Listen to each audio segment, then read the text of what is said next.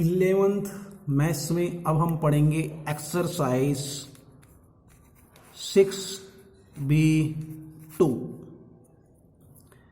6B2 पढ़ने पर एक परिभाषा देख लेते हैं। अपवर्जी घटना। क्या? अपवर्जी घटना। अपवर्जी घटना होता क्या है?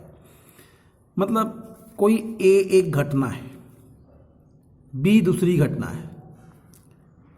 तो एक घटना है जिसके घटने पर घटना भी घट ही नहीं सकती, उसे हम अपवर्जी घटना कहते हैं। ठीक है, घटना ए के घटने पर घटना भी घट ही नहीं सकते, उसे हम क्या कहते हैं? अपवर्जी घटना कहते हैं। सपोज मान लीजिए एक सिक्का को उछाला तो ए में उसने क्या किया? हेड आ गया। ए में क्या हो गया? हेड आ गया। तो जब हेड आएगा तो टेल आ ही नहीं सकता। मैंने सिक्का उछाला, यदि एक सिक्के उछालने पर हेड आया तो टेल आ ही नहीं सकता, क्योंकि टेल दब जाएगा। ऐसी घटना क्या कहलाती है? अपवर्जी घटना कहलाती है। अपवर्जी घटना मतलब एक घटना के घटने पर दूसरी घटना घट ही नहीं सकती, उसे हम क्या कहेंगे? अपवर्जी घटना कहेंगे। ठीक है, फॉर एग्जाम्पल क्या लिया मैंने? यदि ए मान लीजिए हेड आने की संभावना है तो बी जो है वह टेल आ ही नहीं सकता, क्योंकि जब हम सिक्का उछालेंगे तो हेड आएगा तो टेल आ ही नहीं सकता। ऐसी घटना को हम अपवर्जी घटना। दूसरा, कोई घोड़ा, दो घुड़सवार हैं, यदि ए घोड़ा जो है जीतेगा, विजयी होगा, तो बी को तो हारना ही पड़ेगा, तभी वह एक जीतेगा, क्योंकि बी के हारने पर ही दूसरा भी ए जो है वह जीतेगा। तो ऐसी घटना जिसमें एक घटना के घटने पर दूसरी घटना घट ही नहीं सकती, उसे हम क्या कहते हैं? अपवर्जी घटना कहते हैं। ठीक है, एक घटना के घटने पर दूसरी घटना घट ही नहीं सकती, उसे क्या कहेंगे? अपवर्जी घटना कहते हैं। ठीक है, नेक्स्ट आते हैं आप एक्सरसाइज 6B2। 6B2 में तो क्वेश्चन नंबर जो है वह 4 आ जाइए। 1 2 तो बहुत इजी है। एक पासा दो बार फेंका जाता है। प्रत्येक बार उसके ऊपरी फलक पर प्राप्त संख्या को लिखा जाता है। निम्नलिखित घटनाओं पर विचार कीजिए। पहला, ए दोनों अंक विषम हैं, बी दोनों अंक सम हैं, सी अंकों का योग 6 है। तो ए संग बी, ए सर्वनिष्ठ बी, ए संग सी और बी ए सर्वनिष्ठ सी ज्ञात कीजिए। पहला हल। क्या दिया अपने को? ए में क्या दिया? दोनों अंक विषम हैं। दोनों अंक क्या है? विषम है। ए में जो है वह दोनों अंक जो है वह विषम है। दोनों अंक क्या है? विषम है। दोनों अंक विषम है मतलब दोनों अंक विषम है मतलब एक पासा पे जाता है, एक पासा दो बार। ये लीजिए, तो ये 1 1 आएगा, फिर 1 3 आएगा, फिर 1 5 आएगा, फिर 1 6 आएगा। ठीक है, नहीं 1 5 आएगा तो विषम सम संख्या हो जाएगा, ये एक ही आएगा। फिर क्या आ जाएगा? 2 तो सम संख्या होगा, 3 में आएगा, 3 1 हो जाएगा, 3 3 हो जाएगा, और ये 3 5 हो जाएगा। ठीक है, उसके बाद 5 5 1 हो जाएगा, 5 3 हो जाएगा, और ये 5 5 हो जाएगा। ए का मान दोनों ही अंक विषम आ गया। फिर क्या बोला है? बी। तो बी में क्या हो जाएगा अपना? दोनों ही अंक सम है। दोनों ही अंक क्या है? सम है। तो पहले पे 2 आएगा तो दूसरे पर भी 2 आना चाहिए, फिर 2 और 4, फिर 2 और 6, फिर 3 तो नहीं आया, वैसे हो जाएगा। फिर 4 और 2, 4 और 4, फिर 4 और 6, फिर 6 और 2, 6 और 4, फिर 6 6। ठीक है, ये हो जाएगा। सी क्या बोला अपने को? अंकों का योग 6 से कम है। सी, अंकों का योग जो है वह 6 से कम होना चाहिए। तो 6 से कम में अंकों का योग में पहले पर 1 आएगा तो भी कम है, फिर 1 आएगा 2 आएगा तो भी कम है, 1 और 3 भी कम है क्योंकि 4 हो रहा है, फिर 1 और 4 भी कम है, 5 हो रहे हैं, 6 से कम होना चाहिए। ठीक, 6 से कम कितना होना चाहिए, मतलब 5। ठीक है, फिर 2 1 3, 2 2 4 और 2 3 5। ठीक, क्योंकि 6 से कम हो रहा है। फिर उसके बाद 3 1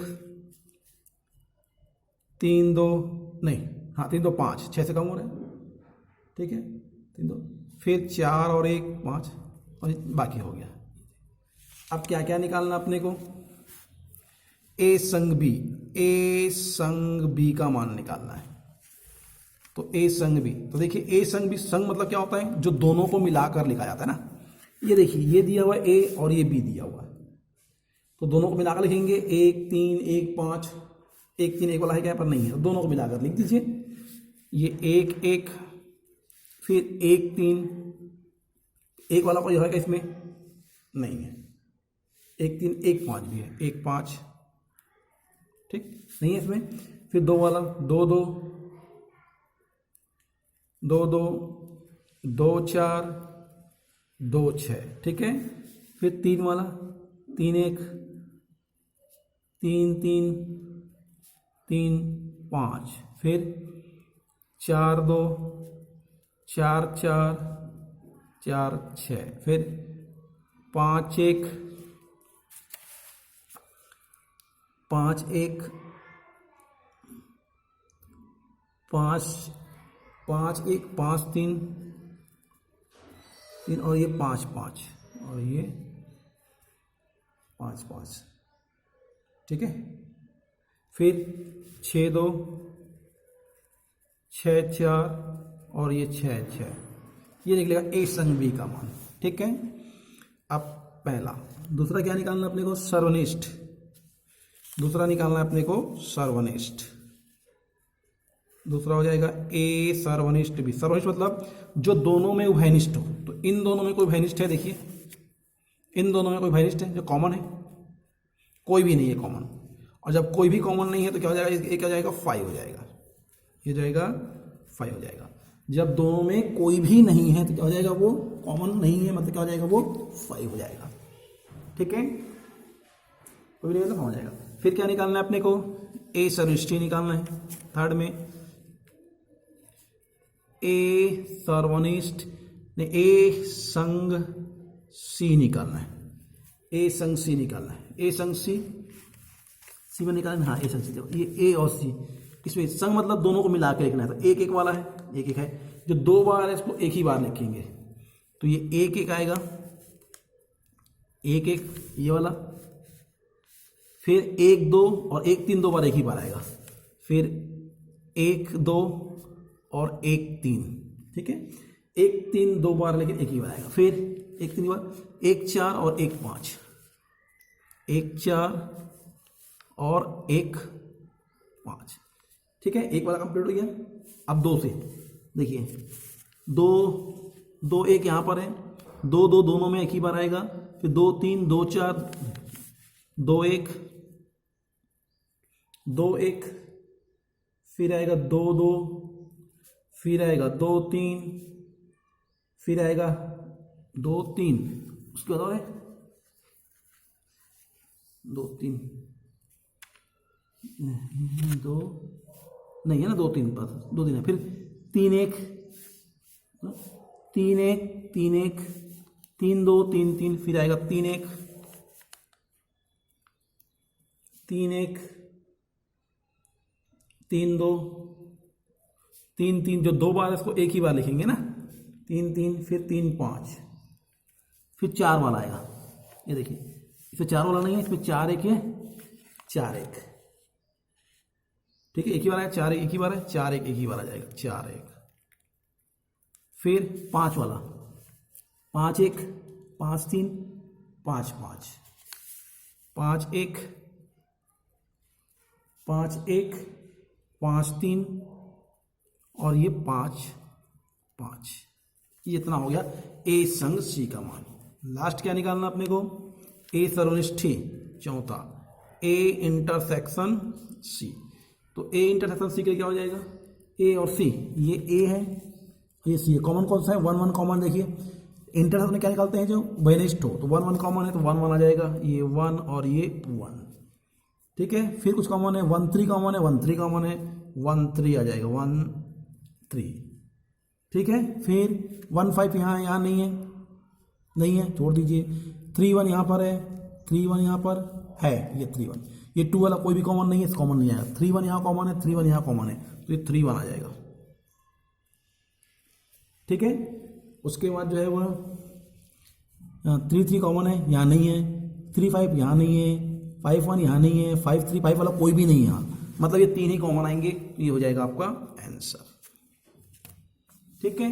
ऐसे निकालना है आपको। तो आज के लिए इतना ही, नेक्स्ट फिर मिलेंगे।